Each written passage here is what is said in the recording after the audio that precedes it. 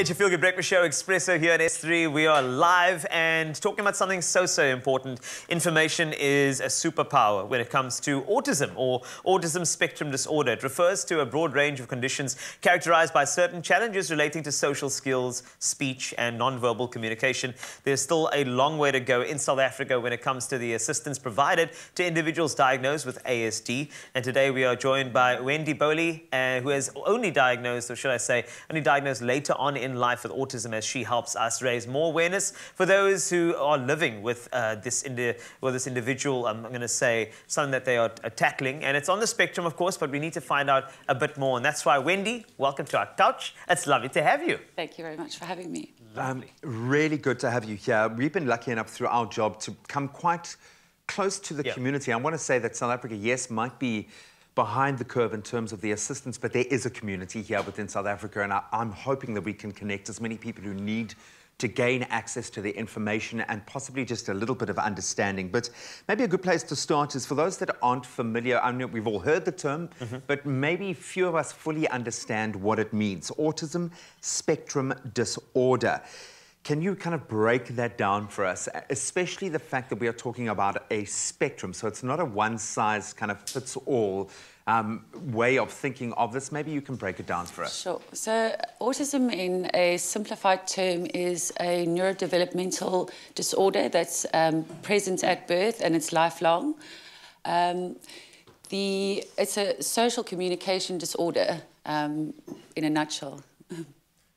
When I think about autism, I think a lot of people, you hear that the diagnoses are usually with young individuals, but you were diagnosed quite late in your life, and I believe also your son was diagnosed with autism. How did you navigate the type of news, especially being somebody who is not a kid, not someone that can be ushered through developmentally? How was that? So my son was diagnosed first, and when he was diagnosed, I had no idea what autism was. Okay. And I had to go do some research. And I remember when he was little, and a lot of the things that he did, I could recognize and resonate with. And I'd say, oh, I also do that, and I also do that. And it was only a few years later that I got diagnosed myself, which came as quite a surprise.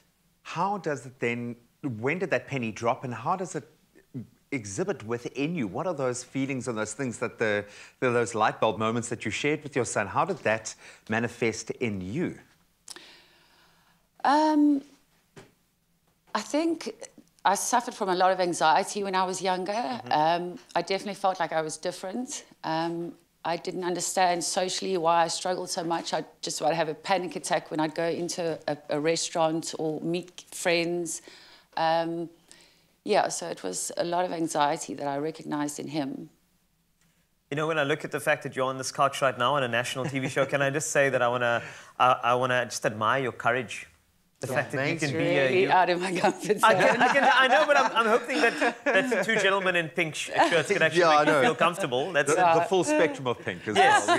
We thought we had aimed for that. So when it comes to I mean, obviously your son was diagnosed and you know, you were diagnosed as well. So the connection between the genetics of this particular thing, that plays quite a big role. I mean, for anybody who is autistic and, of course, has some kids, maybe something to look at as well, the DNA? It's massive, really massive. There's a lot of research still going on.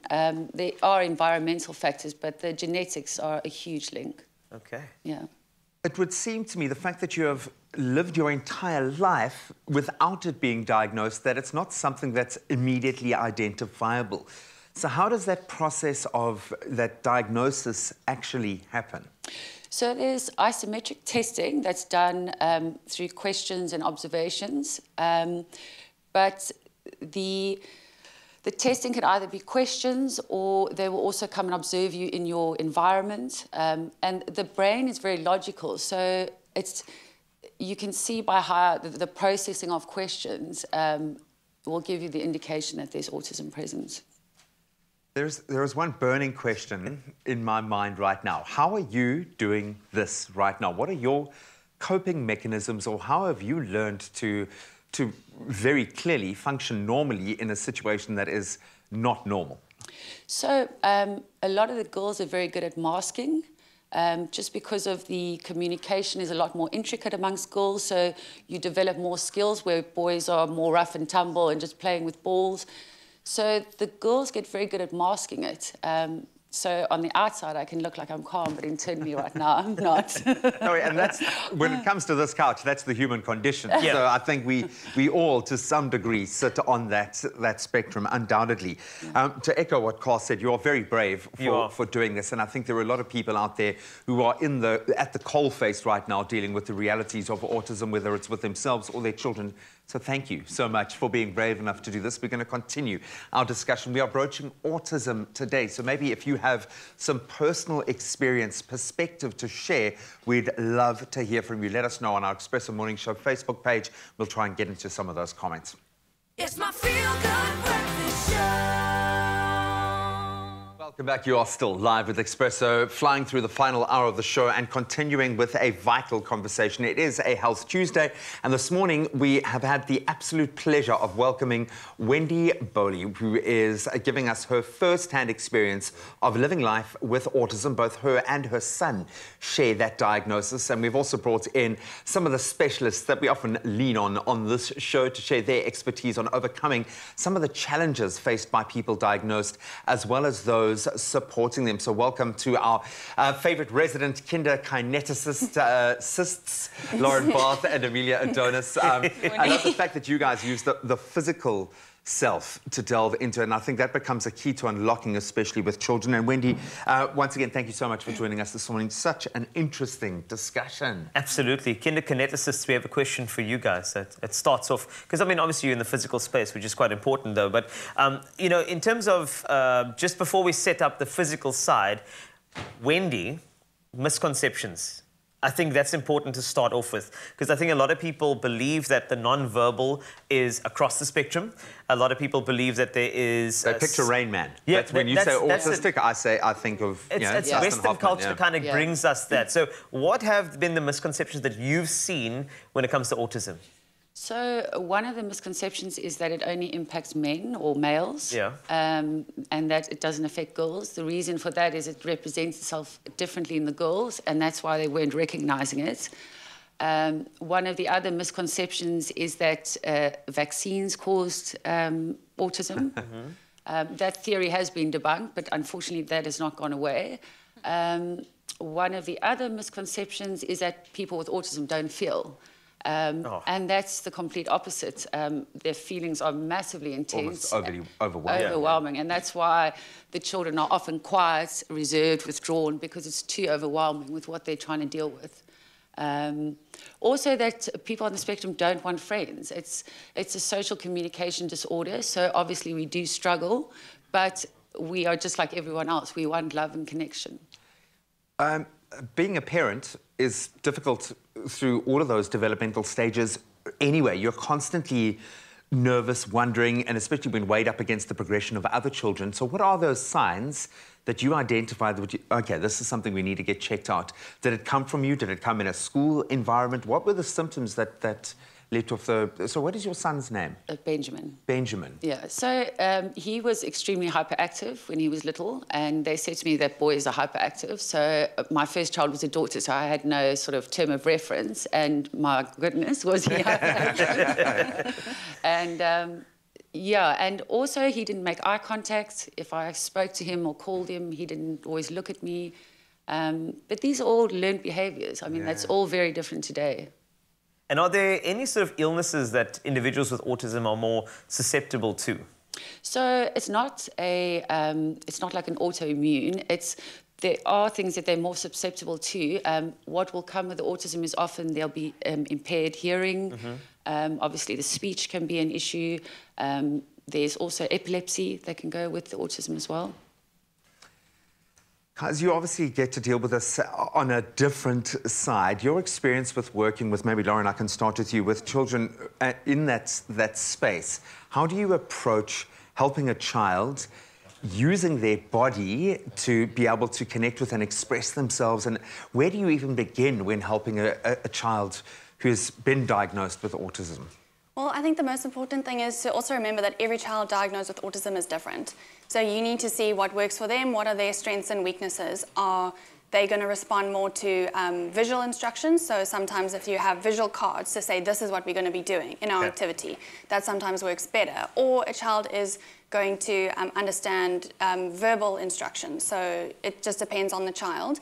But it's also good to realize what their sensory needs are. So if a child needs more vestibular stimulation, or they respond more to deep touch, so then that kind of determines what types of activities we're going to do to work for that child. Like cracking the code, yes. almost, trying to figure out that code to be able to work with the patients. That's why it's so important to have the parents involved, the teachers involved, so that you know the full picture of the child. Because every child is different, just like every neurotypical child is different. True. So you need to make your program specific to them. And that's what we do as kinetokineticists, make a specific program for each child. So when you are cracking that code, it also speaks to motivation. So Amelia, from your side, how do you keep somebody interested and motivated into something that's quite important, like physical exercise? Make it fun. Definitely make it fun, make it enjoyable, so they can obviously see, but I actually like this, I want to go back. And also make it to the child, like Lauren said, and like Wendy also said, each child is different. So I can't let, if Lauren is my client today, be like, okay, so today we're going to do Batman. She does not like Batman. It irritates her. So why would I go to Batman? So I obviously go to what she likes, what she enjoys. Yeah. And obviously apply it to each and every child, because like we said, each child is different. First of all, as I've been teaching my 4-year-old since he was able to talk, it's bottom on. Okay. Bottom on. Okay. I said it wrong. I'm sorry. Sorry, and that's so that every teacher he has is thinking exactly what we're thinking right now about him. This is amazing to me. I love the fact that we treat every child as an individual, that there's not just one big, brushstroke. And I'm loving the fact that this is something that is being spoken about on the scale at the moment. So thank you so much for sharing your perspectives. We are going to continue our discussion. We're going to let you guys race off and go and take us through a physical representation so you can scoot along there. And Wendy, I'm going to ask you to stick around because we're going to continue our discussion. We are chatting about autism and having a mind-blowing discussion at that. So please keep those comments and questions coming on the Expresso Morning Show Facebook page if you want to weigh in. It's my feel-good breakfast show. Welcome back. It is indeed a Health Tuesday, and this morning we have had the absolute pleasure of welcoming Wendy Bowley, Lauren Barth and Amelia Adonis to chat about, in a broader sense, autism, but also to raise awareness and expand our own knowledge on the autism spectrum disorder. And we are now understanding that no child is the same. And I love the fact that we approach each child as an individual that can be empowered through this process. Guys, thank you so much for joining us. All right, so Wendy, a little earlier we discussed sort of the parameters of autism, but I think let's just start off with, as a parent, just if you have a child who's autistic, are there any things that you should be considering when it comes to interacting and when it comes to connecting with your kid? I think when they're younger, the best way to connect with your kids is through play. Yes. So if you think that your child is autistic, the best thing to do is to go to a psychologist and they will do an assessment where they will determine whether your child has autism. It's quite a lengthy process. It's not something that happens quickly. They take quite a bit of time before they confirm it. All right. When, Lauren, maybe you want to jump on this one, when is the right time for a parent to bring their child to an OT or physiotherapist or to look at the physical elements of it? When do you think is the optimal time for you guys to do what you do? I think for any therapist, it would be early intervention. So as soon as you get that diagnosis or as soon as you have any concerns, like Wendy said, to go to a psychologist, it's a long process. So by the time you actually figure out that the child is diagnosed with any sort of disability or disorder, so as soon as possible to get the right accommodations in place, to have the right environment, to let them get the best chance to either catch up or make their own adaptations to how they interact with the environment. So early intervention is key, definitely.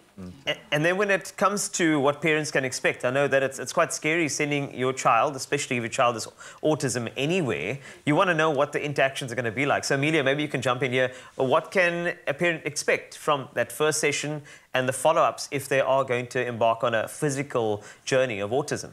Okay, so the kinetokineticists, the moment they get to us, we obviously allow the parent to sit in for the first session or the second session, just so that the child can feel comfortable as well. But obviously you want to let your child also become independent when they do go to other places. So what happens is they come in and we'll obviously have the type of toys that they like. So we obviously try and see, okay, so you like this ball, you like that. We'll put that out and then obviously we'll speak to the parent, hear what the parent's concerns is and why the parent is there, why the child was referred to us. Then maybe do an assessment and then we obviously take it from there. And then obviously the follow-ups will be like a few sessions, 3 to 6 weeks. And then we test them again with the scientific test batches that we have. And then we go from there. Obviously creating a program for the child, what the child needs at the time. Wendy, as a parent who's gone through this, and yes, with a very special, obviously personal understanding of the condition, what has made all the difference? If there is a parent right now listening, what advice do you have for them? How should they be approaching their connection and their relationship with their child? What do you think makes the difference? I think for me, the massive difference was when we actually got the diagnosis, and it's created a lot more peace inside of me. There was greater understanding and more compassion. I think one of the biggest gifts that the parents can give is to believe in the child.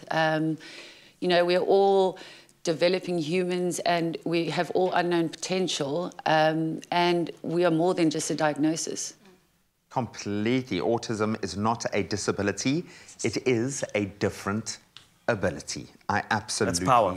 love that. Thank you so much for sharing this information. I know that people can go online, wendybowley.co.za, if you'd like any further information to join that community. I know you might feel like you are very isolated when going through a scenario like this, but the bottom line is there are amazing people ready to help you on that journey, and there's an amazing community that have been through that, ready to share their information. Thank you for empowering us this morning and putting up with our spectrum of pink. Thank you. Pink T-shirts. We really love the fact that you've been brave enough to do this, and I'm sure a lot of parents out there especially are going to be inspired by your story. So thank you so much for joining us. Thank you so much. Thank you. Thank you so much for your courage, my word. We had so many great individuals on our couch today. And do remember, when it comes to this autism journey, as Graham mentioned, it is a different ability. And more importantly, you are not alone.